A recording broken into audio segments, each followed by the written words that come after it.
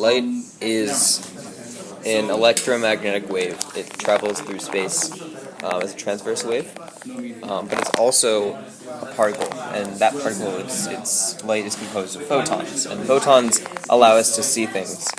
And because light is both a wave and a particle, that's known as wave-particle duality. And because of wave-particle duality, there's this experiment where if you have one photon of incident light incident upon two slits, you'll have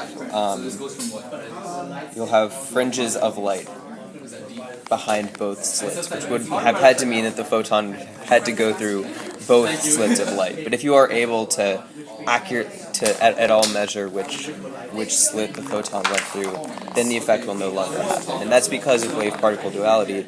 So as soon as you measure it, it goes away. And that's called the observer effect. We also know that light can be reflected and refracted when it's passed through different mediums.